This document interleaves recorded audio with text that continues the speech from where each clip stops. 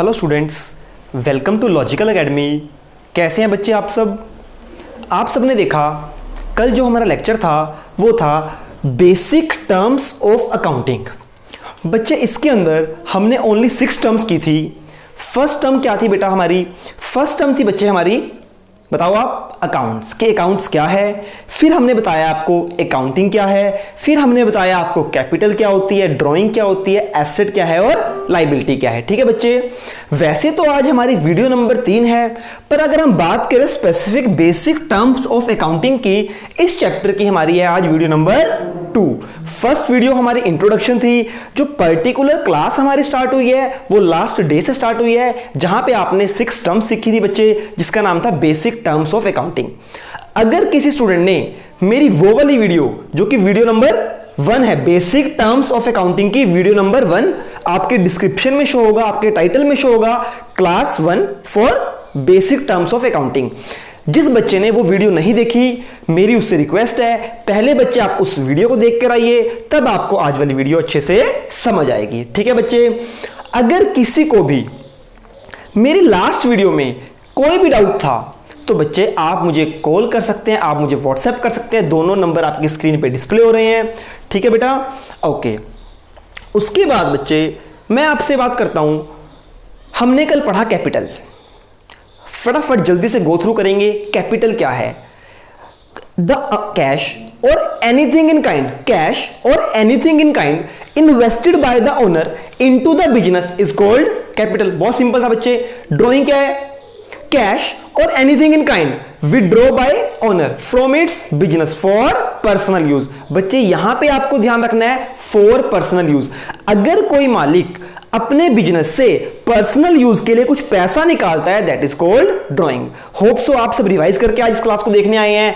ठीक है स्टूडेंट्स, कोई भी क्लास है, आपको इतना ट्राई करना है कि लास्ट क्लास आप गो थ्रू करके आओ और फिर हम आगे चलेंगे। ठीक है जी। उसके बाद आपने सीखा लायबिलिटी। लायबिलिटी क्या है? जो मेरे ऊपर ऑब्लिगेशन है, विच वी हैव टू पे, जो मुझे फ्यूचर में किसी पर्सन को पे करनी है, दैट इज कॉल्ड लायबिलिटी। और मैं अब आपसे पूछता हूं, मुझे बताओ एसेट क्या है? एसेट, ये एक बहुत ही ज्यादा इंपॉर्टेंट वर्ड है। एसेट और लायबिलिटीज आपको बहुत ज्यादा देखने में मिलने वाला है। तो एसेट क्या है? एसेट के लिए मैंने आपको बताया था हमें 2 वर्ड्स को ध्यान में रखना है। पहला क्या है? प्रॉपर्टी। सेकंड क्या है? लेना है। वेरी गुड बच्चे, क्या है? लेना है। अगर हमारी कोई भी प्रॉपर्टी है जिसके हम मालिक हैं, चाहे वो कैश है, बैंक बैलेंस है, मशीनरी है, लैंड है, बिल्डिंग है, कोई भी चीज जो हमारी प्रॉपर्टी है, that is called our asset. हमारी प्रॉपर्टी तो हमारी एसेट है ही। साथ में अगर हमने किसी से कुछ भी लेना है तो वो भी हमारी क्या है? एसेट है। क्लियर हुआ जितना आपको? Very good. अच्छा, एक और बात, आप सबने मेरी लास्ट वीडियो देखी, हो सकता है आपको लगा हो कि सर आपने तो बोला था नोट कर लो, पर नोट करने के लिए टाइम तो आप देते नहीं। आपने बोला नोट कर लो और उसके बाद आपने आगे पढ़ाना शुरू कर दिया। तो बेटा देखो, टेक्नोलॉजी के जहां नुकसान है वहां कुछ फायदे भी हैं। आप लाइव क्लास में वीडियो को पॉज नहीं कर सकते, बट जब आप रिकॉर्डिंग देखते हो ना, तो आप उस जो भी चीज आपको नोट करनी है, आप उस पर्टिकुलर पॉइंट पर जाके वीडियो को पॉज कर दो और वहां पे अपनी सारी रिकॉर्डिंग कर लो, नोट डाउन कर लो सब कुछ। ठीक है, उसके बाद नेक्स्ट प्ले कर लो। अदरवाइज अगर मैं यहां वेट करूंगा कि बेटा इसको नोट कीजिए, तो हमारी वीडियो बहुत लेंथी चली जाएगी। आप बोलोगे 1 घंटे का लेक्चर कौन देखे यार। ठीक है, तो आपने क्या करना है, जहां भी आपको रिकॉर्ड करने की नीड पड़ती है, आपने मुझे साइड करना है, वीडियो को पॉज करना है और सारा कुछ नोट डाउन कर लेना है। Very simple. क्लियर है जितनी बात? ओके, ठीक है जी। अब हम पढ़ेंगे आज की कुछ अपनी नई टर्म्स। क्या पढ़ेंगे बच्चे? आज हम अपनी कुछ नई टर्म्स को सीखने वाले हैं। चलो जी, आज जो हमारी टर्म नंबर 7 है, कल हमने 6 पढ़ी थी ना, तो आज 7, उसका नाम है परचेज। सर ये परचेज क्या होता है? वैसे तो आप सब जनरली सब जानते हैं, आप सब कुछ ना कुछ मार्केट से परचेज करते हुए आए हैं। परचेज का मतलब होता है खरीदना। जब हम कोई भी गुड्स एक्वायर करते हैं, दैट इज कॉल्ड परचेज। जब मान लो सपोज करो मेरी शॉप है बेटा, हम अकाउंट्स किसके बना रहे हैं? बिजनेस की अकाउंटिंग कर रहे हैं ना, तो सब कुछ बिजनेस के पॉइंट ऑफ व्यू सोचना है। बच्चे मेरी एक शॉप है डिपार्टमेंटल स्टोर। जब मैं होलसेल में सामान को परचेज करूंगा, जब मैं कहीं से सामान खरीदूंगा बेचने के लिए, तो जब मैं सामान को खरीदता हूं that is called purchase. Simple है। अच्छा बेटा इतनी बात तो सबको क्लियर होती है कि परचेज क्या है, यह बात सबको क्लियर होती है। पर अब मैं आपको कुछ अलग सिखाने वाला हूं इसमें, जो आपको ध्यान से सुनना है, जो आपको बाकी बच्चों से डिफरेंस क्रिएट कर देगा आपका। ठीक है जी, इसको ध्यान से समझते हैं बच्चे। परचेज, परचेज मतलब खरीदना। क्या हर चीज जो भी हम खरीदेंगे वो परचेज है? जो भी हम खरीदेंगे कहीं से, क्या वो परचेज है? नहीं, वो परचेज नहीं है। परचेज के लिए एक स्पेसिफिक चीज आपको याद रखनी है। अकाउंट्स के टर्म्स में सिर्फ उसी आइटम को परचेज माना जाएगा जो हमने सेल करने के पर्पज से खरीदी है। सर क्या मतलब? देखो बच्चे, सपोज करो मैंने कोई गुड्स परचेज किया है और मेरा मोटिव है कि मैंने उसको आगे सेल करना है, तब तो वो परचेज मेरी मानी जाएगी। अगर मैंने परचेज किया और मैं उसको सेल नहीं करना चाहता तो वो मेरी परचेज नहीं है। सर नहीं, बहुत मुश्किल हो गया, हमें समझ नहीं आया। अब समझ आएगा बच्चे, इसका एक एग्जांपल देखते हैं। सपोज करो बच्चे मेरी एक डिपार्टमेंटल स्टोर है, मेरा बिजनेस डिपार्टमेंटल स्टोर है। ठीक है जी, देखो अब मैं दो तरह की आइटम परचेज करूंगा और आप इजीली आइडेंटिफाई कर पाओगे इनमें से कोई आइटम परचेज है, कौन सी आइटम परचेज नहीं है। ठीक है जी, आते हैं जी बात पे। बेटा मेरा काम है राशन, ग्रोसरी को सेल करना। ठीक है जी, अब मैं ग्रोसरी होलसेल में परचेज कर रहा हूं। क्या कर रहा हूं? होलसेल में मैंने ग्रोसरी को परचेज किया, मैंने गुड्स परचेज किए। मेरा मोटिव क्या है? सेल करना। परचेज करने के बाद उसको आगे मैं सेल कर दूंगा, that is called purchase. Okay, हां जी बेटा, आपको समझ आया? जो गुड्स मैंने परचेज की और फ्यूचर में उसको सेल करना मेरा मोटिव है, दैट इज कॉल्ड परचेज। तो बच्चे उस ग्रोसरी आइटम्स को हम बोलेंगे वो हमारी परचेज है। अब यहीं पर सपोज करो बेटा मेरे डिपार्टमेंटल स्टोर में गर्मी बहुत है, जैसे आप देख रहे हो यहां भी बहुत गर्मी है, मेरे डिपार्टमेंटल स्टोर में बहुत गर्मी है, तो मुझे उसके लिए एसी चाहिए। तो बेटा मैं मार्केट में गया और मैंने एसी को परचेज कर लिया। क्या अब उस एसी को मैंने सेल करना है? नहीं बेटा, उस एसी को मैंने परचेज तो किया है पर मेरा सेल करना मोटिव नहीं है, तो उस एसी को मेरी परचेज नहीं बोला जाएगा। उसको क्या बोला जाएगा? वो मेरी बन गई प्रॉपर्टी, यानी वो बन गई मेरी एसेट। तो बच्चे दो चीजों का आपको ध्यान रखना है। अगर हम कोई भी चीज खरीदते हैं मार्केट से, कोई भी चीज बाय करते हैं और उसका मोटिव है फ्यूचर में सेल करना, तब वो परचेज की कैटेगरी में आएगा। अगर कोई चीज हम खरीद रहे हैं अपनी शॉप के यूज के लिए, चाहे हमने फर्नीचर खरीदा, एसी खरीदा, कुछ भी खरीदा, जिसको हमने सेल नहीं करना, तो उसको हम अपनी एसेट ट्रीट करेंगे, परचेज ट्रीट नहीं करेंगे। होप सो इतना आपको क्लियर है। ठीक है जी, तो परचेज क्या होती है बच्चे? Clear, very good. अब हमारी बच्चे जो टर्म नंबर है वो है 8। स्टूडेंट्स ध्यान से देखना, उसका नाम है सेल। सर परचेज हमें क्लियर हो गया कि हम उस किसी भी चीज को बाय करते हैं फ्यूचर में सेल करने के लिए, वो गुड्स हमारी क्या आ जाती हैं? परचेज में आ जाती हैं। ओके, सेकंड थिंग, सर ये सेल क्या होता है? मैं सपोज करो बच्चे डिपार्टमेंटल स्टोर का बिजनेस कर रहा हूं। जो भी मेरे यहां से कस्टमर आते हैं और मुझसे राशन खरीद लेते हैं, अपनी ग्रोसरी के जो आइटम्स होने चाहिए वो मुझसे ले लेते हैं, दैट इज कॉल्ड सेल। जो मैंने कस्टमर को बेच दिया, बिजनेस कोई भी चीज जब बेचता है that is called sale. Simple. Purchase पहले हम खरीदेंगे, वो हमारे लिए परचेज, फिर बिजनेस आगे सेल कर दिया, बेच दिया, that is called sale. Sale word, purchase word बड़े कॉमन वर्ड है बच्चे। बस जो परचेज वर्ड है ना, इसमें हमें एक चीज ध्यान रखनी है कि हमारी इंटेंशन क्या है परचेज करने की? हमें उसे फ्यूचर में सेल करना है। अगर हम कोई भी चीज खरीद रहे हैं जो फ्यूचर में सेल नहीं होगी, वो हमारी परचेज नहीं है, वो आ जाएगी हमारी एसेट के टर्म में। सपोज करो मैंने डिपार्टमेंटल स्टोर के लिए एक बिल्डिंग परचेज की। अब वो क्या बिल्डिंग मेरी एसेट में जाएगी या परचेज में जाएगी? वो बच्चे मेरी एसेट में जाएगी। क्यों? क्योंकि उस बिल्डिंग को मैंने आगे सेल नहीं करना। वेरी गुड, आप सब इंटेलिजेंट हो। सर हाँ जी बेटा। सर ये तो बहुत इजी है। अरे बेटा बताया था ना, अकाउंट बच्चे सच में बहुत इजी है। अगर हम इसको समझ के करेंगे ना, डेली पढ़ेंगे, इससे मुश्किल इससे इजी सब्जेक्ट कोई नहीं है। ठीक है, अब देखो मैं आपको पढ़ा भी रहा हूं, साथ ही साथ मैं आपको बाकी बच्चों से अलग भी कर रहा हूं। देखो बेटा, आप ना मेरे चैनल पे जाओगे, सब्सक्राइब आई होप आपने कर लिया होगा, आप चेक करो वहाँ पे मेरा +2 का ना एक फर्स्ट लेक्चर आया है इंट्रोडक्शन के नाम से, ठीक है। उसमें मैं बच्चों को चीख चीख के एक बात समझा रहा हूँ कि अगर किसी भी बच्चे के +1 के बेसिक स्ट्रोंग नहीं है तो हम उसको बिल्कुल बेसिक से पढ़ाएंगे। ऐसा मैंने क्यों कहा? क्योंकि बच्चे मैं जानता हूं जो +1 की स्टडी बच्चे करते हैं ना, जो अलग अलग टीचर से पढ़ के आते हैं या जो ध्यान से नहीं पढ़ते, बच्चे वो +2 में आ जाते हैं, उनके बेसिक स्ट्रोंग नहीं होते। इसलिए मुझे +2 की क्लास में बोलना पड़ता है कि बेटा अब आपको दोबारा से हम +1 पढ़ाएंगे, तब जाके आपकी +2 शुरू होगी। तो बेटा आज आपके पास मौका है, आप +1 क्लास में ही Logical Academy learn with logic के साथ जुड़ चुके हैं, तो हमें यहीं से अपने बेस स्ट्रॉन्ग कर लेने हैं, ताकि जब आप +2 में आओ तो मुझे ये बात कहनी ना पड़े कि बेटा अगर आपके बेसिक कमजोर है तो हम उसको भी तैयार करेंगे। ठीक है जी, मैं आपको पढ़ाऊंगा भी और आपको साथ ही साथ बताता भी जाऊंगा कि कैसे आपके बच्चे कहां फंस जाते हैं और कैसे आप उनसे आगे निकलोगे। मेरा काम सिर्फ पढ़ाना नहीं, आपको आपकी क्लास में टॉप भी तो कराना है। अगर मैंने सिंपल बोल दिया कि कोई भी चीज जो हमने खरीदी वो परचेज है, तो बाकी सारे बच्चे ही लिखेंगे। हर टीचर ये नहीं बताने वाला आपको बहुत डीप स्टडी करनी पड़ेगी। ठीक है जी। और हाँ जी, एक और बात बेटा मैं आपको कह देता हूं, हमारे पास basic terms of accounting near about 40 है।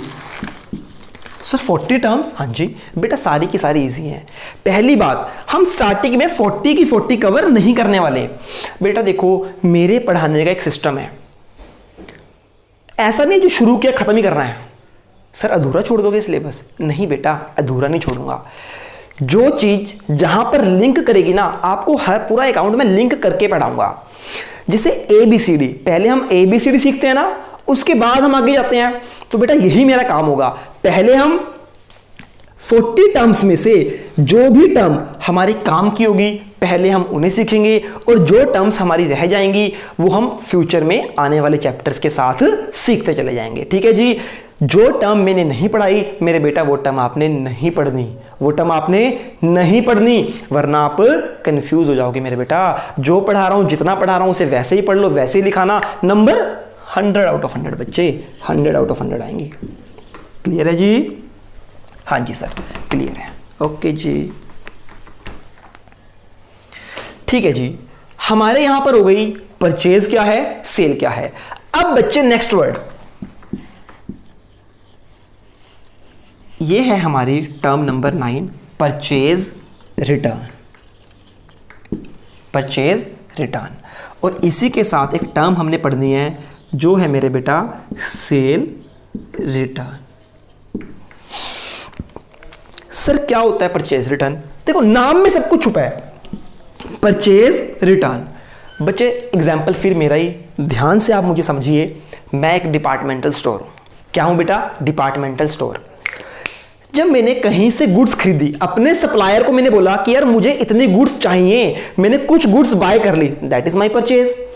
बेटा जब मेरे पास गुड्स आई ना, तो उस गुड्स की क्वालिटी बेटर नहीं थी, तो मैंने क्या किया, जो मैंने परचेज किया था उसमें से कुछ सामान जो अच्छा नहीं था, बेटर क्वालिटी का नहीं था, मैंने उसको वो सामान उठाकर वापस कर दिया। मैंने कहा लो जी, आपकी गुड्स आपको मुबारक। तो बच्चे जब मैं अपनी परचेज को वापस कर देता हूं, रिटर्न कर देता हूं, that is called purchase return. आप सब भी जनरली करते हैं। आप बच्चे किसी शॉप पे जाते हैं, रेडीमेड शॉप पे, आपने सपोज करो कोई जीन ली, आपने परचेज कर ली, घर आए आपने डाली, तो आपको बच्चे साइज फिट नहीं हुआ। उस केस में आप अगेन दोबारा शॉपकीपर के पास जाओगे और बोलोगे भैया आपकी ये जीन सही नहीं है, मेरे लिए सही नहीं है, तो इसको प्लीज वापस ले लीजिए, that is called purchase return. Sir तो बहुत सिंपल है। हाँ जी बेटा सिंपल ही तो है। अच्छा अब बच्चे आप समझ गए होंगे सेल रिटर्न क्या होती है। ठीक है जी, अब ध्यान से समझते हैं। सर सेल रिटर्न बताओ हमें क्या है, हुआ क्या? अब की बार पहले मैंने परचेज की थी, मैं एक शॉप हूं, पहले मैंने परचेज की, सामान पसंद नहीं आया, मैंने वापस कर दी। अब बच्चे मेरे पास सामान ठीक है, मेरे पास सामान ठीक आ गया, उस सामान को मैंने अपने कस्टमर को सेल कर दिया, दैट इज कॉल्ड सेल। जब मैं अपना सामान अपने कस्टमर को सेल कर दूंगा, दैट इज कॉल्ड सेल। अब होता क्या है, जो मेरा कस्टमर है ना मेरे बेटा, कौन, जो मेरा कस्टमर है वो बोलता है कि आपकी गुड्स मेरे लिए सही नहीं है, वो कल आके मुझे वो रिटर्न कर देगा, पहले मैंने सेल की, आज वो गुड्स मेरे पास वापस आ गई, that is called cell return. Hope so आपको बच्चे क्लियर हुआ परचेज रिटर्न और सेल रिटर्न। सर इसमें भी हमें बाकी बच्चों से अलग करो ना। ओके, अभी करते हैं बच्चे। देखो इतना जितना मैंने आपको बताया ये सब सीख जाएंगे। परचेज रिटर्न क्या है सबको पता होगा, सेल रिटर्न क्या है सबको पता होगा, पर अब जो मैं आपको बताने वाला हूं ना ये किसी को नहीं पता होगा। सर क्या? देखिए बच्चे, परचेज रिटर्न का नाम एक और नाम है, इसको हम बोलते हैं रिटर्न आउटवर्ड, और बच्चे सेल रिटर्न का दूसरा नाम है रिटर्न इनवर्ड। सेल रिटर्न का दूसरा नाम, परचेज रिटर्न का दूसरा नाम। सर क्या बाकी बच्चों को नहीं पता रिटर्न आउटवर्ड? हाँ जी बेटा, ये तो पता है कि रिटर्न आउटवर्ड कुछ होता है, ये भी पता है रिटर्न इनवर्ड कुछ होता है, पर बच्चे ट्रस्ट मी, बच्चा +2 में चला जाता है, बच्चा बीकॉम में चला जाता है और बच्चा ना हमेशा भूल जाता है यार रिटर्न आउटवर्ड क्या होता है, ये परचेज रिटर्न होता है या सेल रिटर्न होता है। उसे ये तो पता है रिटर्न आउटवर्ड कोई चीज है, और ये भी पता है या तो ये है या ये है, पर बच्चे वो श्योर नहीं होता कि रिटर्न आउटवर्ड परचेज रिटर्न को कहा जाता है या सेल रिटर्न को कहा जाता है। तो मेरे बच्चों को कैसे याद होगा? अब बच्चे को समझते हैं लॉजिक के साथ। देखिए ध्यान से, दोबारा फोकस। देखो बच्चे, रिटर्न आउटवर्ड, मेरी एक शॉप है, मैं एक शॉप हूं बच्चे। रिटर्न आउटवर्ड, रिटर्न का मतलब वापस, आउटवर्ड का मतलब बाहर जाना। तो बच्चे देखिए, जब मैं परचेज रिटर्न करूंगा, परचेज मतलब मेरी दुकान में सामान आया, जब मैंने उस सामान को वापस भेज दिया तो वो सामान मेरी दुकान से चला गया, आउटवर्ड हो गया। तो जब भी हम परचेज रिटर्न करते हैं ना तभी सामान बाहर निकलता है, तो बच्चे परचेज रिटर्न हमेशा कहलाएगा रिटर्न आउटवर्ड। क्लियर है जी? ऐसे ही रिटर्न इनवर्ड, इनवर्ड का मतलब रिटर्न होके वापस आना। तो बच्चे क्या परचेज रिटर्न वापस आएगी या सेल रिटर्न वापस आएगी? सर बट ऑब्वियस है, सेल किया मतलब बाहर गया, जब सेल रिटर्न हुई तो सामान अंदर आ गया। तो बच्चे जब भी सेल रिटर्न होगी ना तभी हमारे पास वापस सामान आएगा, तभी हमारी कंपनी में सामान आएगा, उसको हम बोलेंगे रिटर्न इनवर्ड। सेल मतलब बाहर जाना, सेल रिटर्न मतलब अंदर आना। तो बच्चे सेल रिटर्न मतलब रिटर्न इनवर्ड। क्लियर है जितनी बात? रिटर्न इनवर्ड, इनवर्ड मतलब अंदर आएगा, कंपनी के बिजनेस के अंदर आएगा वापस, आउटवर्ड का मतलब बिजनेस के बाहर जाएगा। अब देखो, रिटर्न करने की वजह से बाहर गया, रिटर्न करने की वजह से अंदर आया। तो बच्चे परचेज समझो ध्यान से, दोबारा से सारा कॉन्सेप्ट रिवाइज करते हैं। परचेज, परचेज का मतलब सामान को खरीदना। खरीदना कैसे मेरे बेटा? उसी वर्ड्स को परचेज बोला जाएगा, उसी आइटम को परचेज बोला जाएगा। हमारी इंटेंशन क्या होनी चाहिए कि हाँ जी आज हम सामान खरीद रहे हैं और फ्यूचर में इसको सेल करना है, हमें अपना पर्सनल यूज नहीं करना। तो बच्चे दैट इज कॉल्ड परचेज। अगर आपको वो सामान पसंद नहीं आया, आपने परचेज किया, सामान आपको पसंद नहीं आया, आपने उस सामान को वापस बाहर भेज दिया, that is called purchase return या फिर रिटर्न आउटवर्ड। आउटवर्ड मतलब बाहर चला गया। ऐसे ही सेल, जब हमने अपनी गुड्स मार्केट में कस्टमर को सेल कर दी, बेच दी, दैट इज कॉल्ड सेल। और कस्टमर को पसंद नहीं आई, उसने वो सामान हमें वापस कर दिया, हमारे बिजनेस में सामान वो सेल करने के बाद भी वापस आ गया, दैट इज कॉल्ड हमारी सेल आज रिटर्न हो गई है, और इसको कहते हैं रिटर्न इनवर्ड। क्लियर है जी? आई होप सबको ये पॉइंट क्लियर है। तो आज हमारे जो पॉइंट हुए वो हुआ परचेज, सेल, परचेज रिटर्न, या फिर हम कह सकते हैं उसको रिटर्न आउटवर्ड, सेल रिटर्न या फिर रिटर्न इनवर्ड। क्लियर है जी? होप सो गाइज आपको सब समझ आ रहा है। ठीक है जी? कोई भी डाउट, किसी भी तरह का कोई भी डाउट बच्चे, I am here for you 24/7। ठीक है? ओके सर, आप और क्या सिखाने वाले हो? बच्चे सब कुछ आपको आज जो सिखाने वाला हूं वो बहुत इंटरेस्टिंग है। 1 मिनट बच्चे आप रेस्ट कीजिए, 1 सेकंड सिर्फ।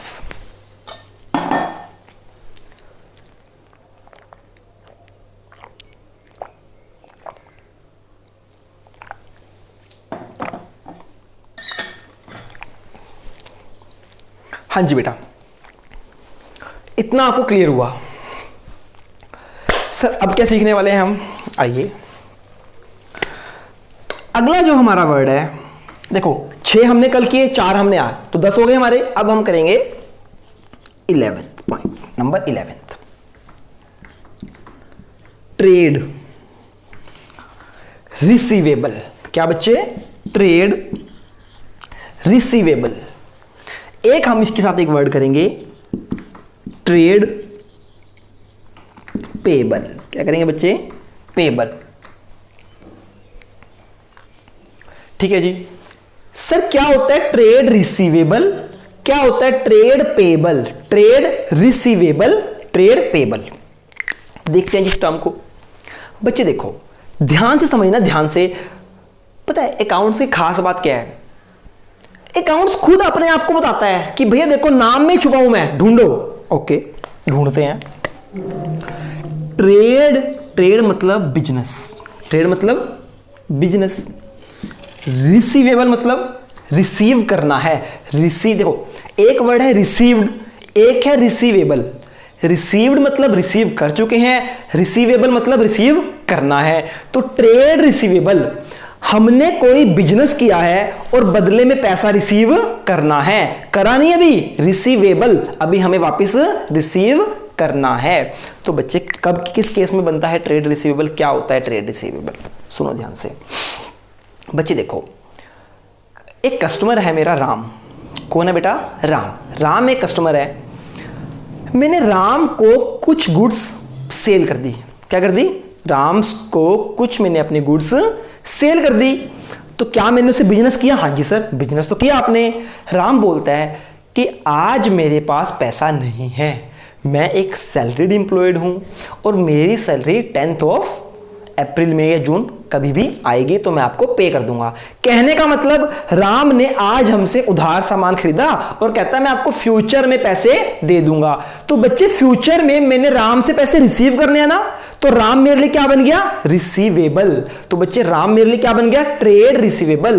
ट्रेड रिसीवेबल मतलब हमने किसी को उधार में गुड्स सेल किए हैं और बदले में पैसा लेना है। हमने जिससे पैसा लेना होता है ना वो पर्सन हमारे लिए बन जाता है ट्रेड रिसीवेबल। समझ आई बात? तो आज की डेट में राम हमारे लिए क्या बन चुका है? हम राम को बोलेंगे, राम को राम नहीं बोलेंगे, अब राम को बोलेंगे तू आज से हमारे लिए क्या है? ट्रेड रिसीवेबल है। और ट्रेड रिसीवेबल का दूसरा नाम क्या है मेरे बेटा? दूसरा नाम है मेरे बच्चे डेटर। क्या है जी? डेप्टर नहीं बोलना इसको बच्चे, डेप्टर नहीं बोलना। क्या है ये? डेटर। तो बच्चे ट्रेड रिसीवेबल या डेटर का मतलब होता है एक ऐसा पर्सन हमने जिसको सेल किया है और उससे हमने पैसा लेना है। ट्रेड रिसीवेबल और डेटर का मतलब होता है कि बिजनेस ने कुछ उधार सेल कर दिया, अब उस पर्सन से पैसा लेना है, तो वो पर्सन हमारे लिए क्या बन गया बच्चे? डेटर या ट्रेड रिसीवेबल। लास्ट बार बोल रहा हूं, ट्रेड रिसीवेबल वो पर्सन होता है जिसने कंपनी को पैसा देना है। समझ आ गई बच्चे बात? है ना? हम देखो एक बिजनेस ने जिससे पैसा लेना है ना वो सारे उसके बन जाते हैं ट्रेड रिसीवेबल, कि भैया हमने आपसे पैसा रिसीव करना है, that is called trade receivable. या फिर हम उसको बोलेंगे डेटर, जिससे हमने पैसा लेना है, that is called trade receivable. Hope so trade receivable बच्चों को क्लियर हो गया होगा, डेटर आपको क्लियर हो गया होगा। सर क्या दोनों नाम रखने याद जरूरी है?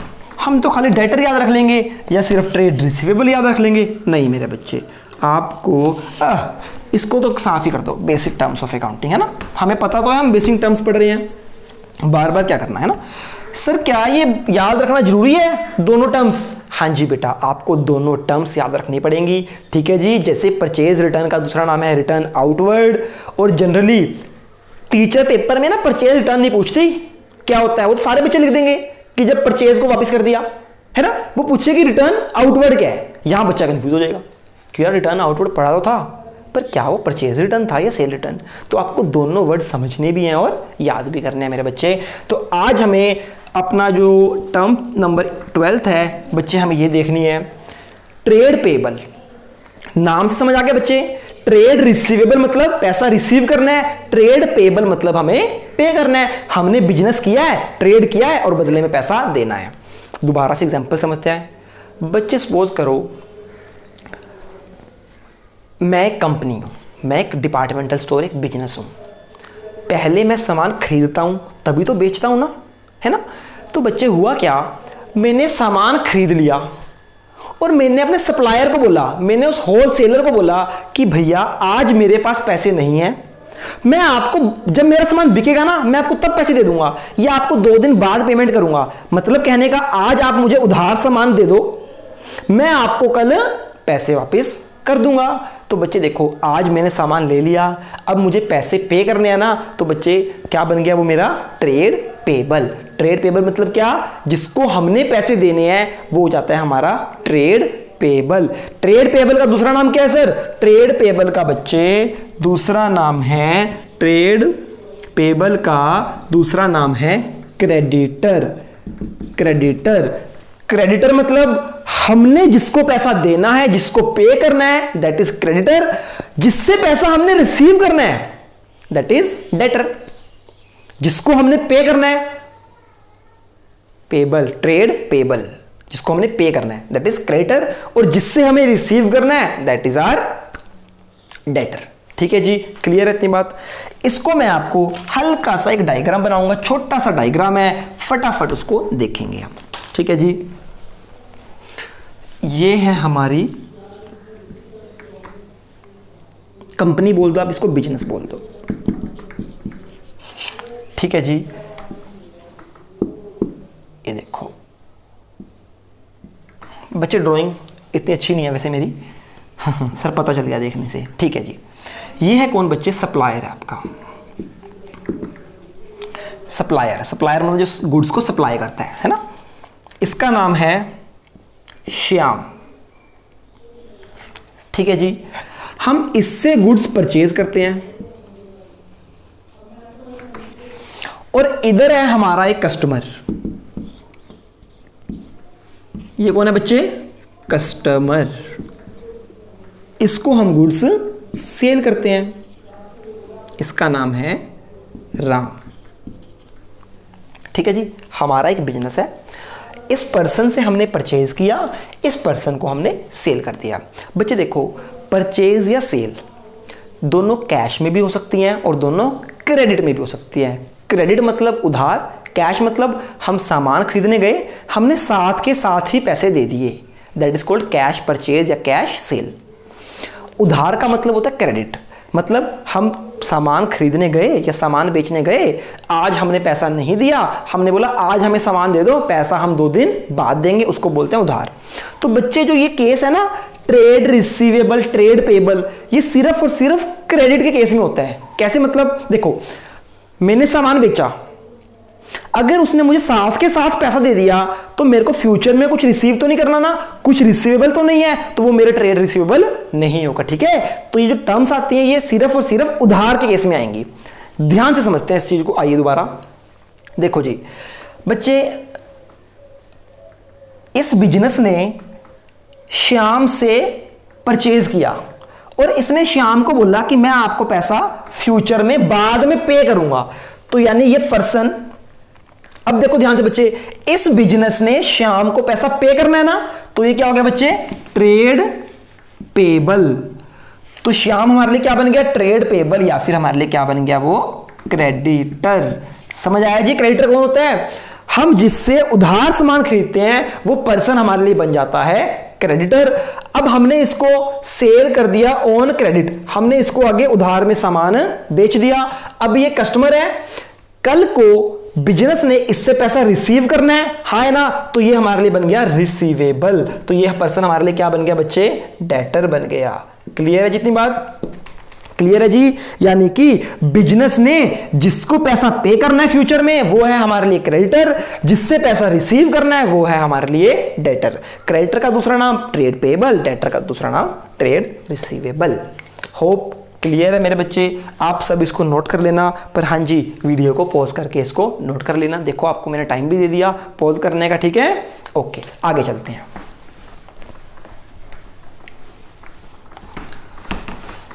बच्चे देखो, जो भी चीज़ मैं आपको सिखाता हूँ कि बेटा ये आपको बाकी स्टूडेंट से अलग कर देगा, है ना बेटा, आपको ज़रूर अपने अकाउंट्स के नोट्स मेंटेन करने हैं, है ना। जो भी मैं आपको बात सिखा रहा हूँ, एक बात आपने सीखी, मैंने बोला कि बेटा ये एक अलग चीज़ है ना, उसको फटाफट नोट कर लो।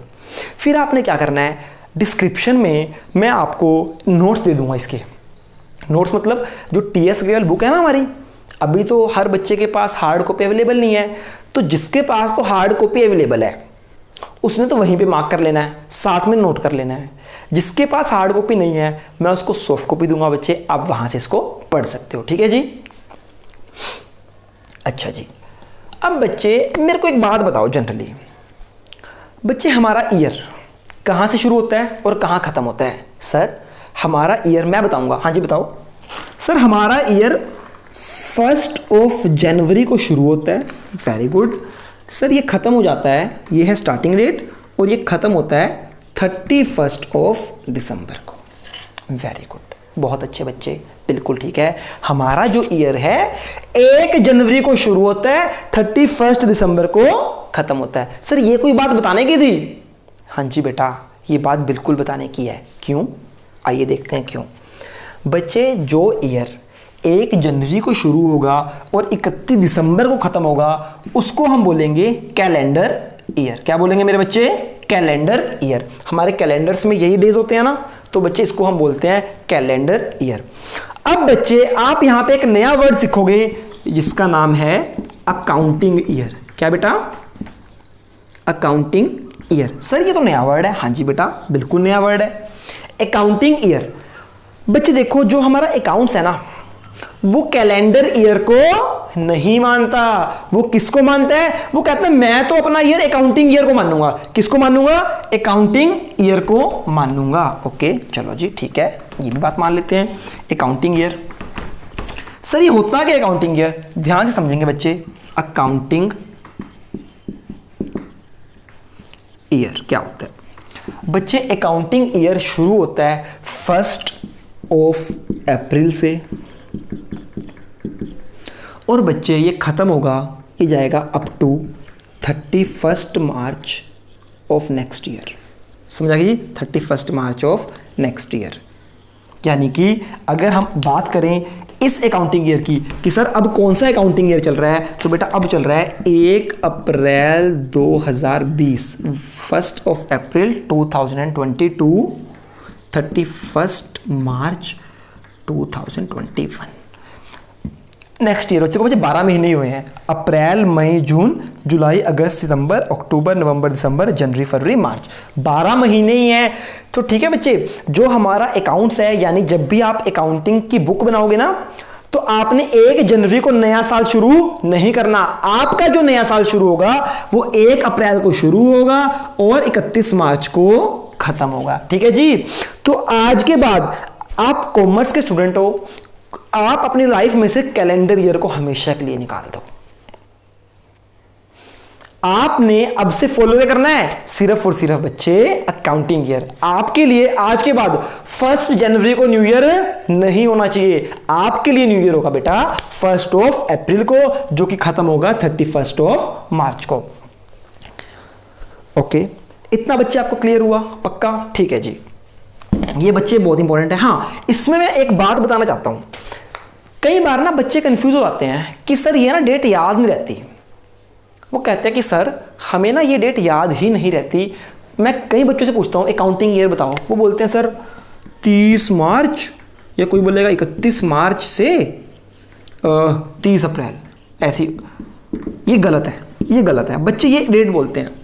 सर क्या इसको याद रखने का कोई तरीका है? हाँ जी बेटा, किस चीज़ का तरीका नहीं है? हर चीज़ को याद रखने का तरीका है बच्चे। देखो एक सिंपल सी बात है बेटा, आपको पता है बचपन से ना आप इस ईयर को देखते आ रहे हो। सर कैसे? बेटा जरा ध्यान करो अपने स्कूल डेज। आपकी लास्ट क्लास है ना ये बच्चे, है ना? इसके बाद +2 है बस। बेटा देखो आपका जो स्कूल है ना वो भी इसी ईयर को फॉलो करता है, हाँ या ना? आपकी जो नया सेशन शुरू होगा ना वो 1 अप्रैल को शुरू होगा और खत्म कब होगा? नेक्स्ट ईयर 31 मार्च को। आई बात समझ? क्या कहीं ऐसा होता है 31 दिसंबर को सेशन खत्म, नया सेशन 1 जनवरी से? कहीं भी ऐसा नहीं होता। तो बच्चे आपका जैसे स्कूल चलता है 1 अप्रैल को नया सेशन, 31 मार्च को खत्म, वैसे ही हमारा अकाउंटिंग ईयर चलता है 1 अप्रैल को शुरू और 31 मार्च को खत्म। सर और कितना पढ़ाओगे? खत्म बेटा खत्म। आज का लेक्चर अपनी आखिरी सांसें ले रहा है बेटा। ठीक है जी, बिल्कुल आखिरी सांसें ले रहा है। आपको कोई बहुत आसान सी टर्म सिखाएंगे। लास्ट टर्म होगी बच्चे जो आपकी आज की, ठीक है? रिसिप्ट। रिसिप्ट सर क्या होता है रिसिप्ट? ध्यान से समझते हैं, 1 मिनट का टॉपिक है। देखो, रिसिप्ट का मतलब लेना। कैसे बच्चे, हमने सामान गुड सेल कर दी, बदले में पैसा रिसीव किया ना हमने, that is called our receipt. जो भी पैसा मुझे मिल चुका है या जो फ्यूचर में मिलना है, that is called my receipt. Receipt का मतलब है पैसे को रिसीव करना। इतनी बात क्लियर है जी आपको? पक्का क्लियर है? ओके। अब रिसिप्ट के अंदर 2 टाइप्स होती हैं इसकी, एक होती है रिवेन्यू रिसिप्ट, एक होती है कैपिटल रिसिप्ट। पर आज मैं आपको ये नहीं बताने वाला, अभी आपको ये 3 या 4 लेक्चर के बाद समझ आएगा कि कैपिटल रिसिप्ट क्या होता है और रिवेन्यू रिसिप्ट क्या होता है। आज के लिए सिर्फ इतना ही कि एक है हमारी रिसिप्ट, रिसिप्ट का मतलब है रिसीव करना। ठीक है जी, इतनी बात आपको समझ आती है? ठीक है, जो भी मैं आपको पढ़ाता हूँ सब कुछ आपको घर बैठ के रिवाइज करना है, डेली का डेली रिवाइज करना है। बिल्कुल भी अपने होमवर्क को कंपाइल नहीं करना, इकट्ठा नहीं करना, ताकि ऐसा ना हो मेरे बच्चे कि सिलेबस लेक्चर चलते चले जाएं, वीडियो डेली की डेली आती चली जाए और आप लोग पढ़ो ही ना। हो सकता है कुछ बच्चों की मेंटेलिटी ऐसी हो कि सर अभी तो लॉकडाउन है, पता नहीं एग्ज़ाम कब होंगे कब नहीं होंगे, और हो सकता है सर हमारा सिलेबस कट जाए, है ना। बेटा देखो, मान लिया कि 2 चैप्टर कट भी गए हैं, पर बच्चे देखो +1 के हर एक चैप्टर, एवरी चैप्टर जो है ना आपके +2 में आपको हेल्प करने वाला है। तो जो 2 चैप्टर कट जाएंगे ना, बट ऑब्वियस है फिर तो आप वो पढ़ोगे नहीं। बच्चे कहीं ना कहीं आपके बेसिक कमजोर रह जाएंगे। इसलिए अपना एक टारगेट करो, सीबीएसई चाहे सिलेबस कट करे चाहे इंक्रीज करे, जितना ऑलरेडी सिलेबस है जो एवरी ईयर स्टूडेंट पढ़ते हैं वो हमें पढ़ना ही पढ़ना है। हमें ये नहीं देखना एग्जाम हमारे होंगे, हमें ये नहीं देखना एग्जाम हमारे नहीं होंगे, हाफ सिलेबस के होंगे, फुल सिलेबस के होंगे। हमें हर चीज वैसे ही पढ़नी है जैसे आप अपने नॉर्मल डेज में पढ़ते हो। आज के लिए इतना ही। होप सो सबको लेक्चर समझ आया है। ठीक है बच्चे, stay safe, stay home, good bye.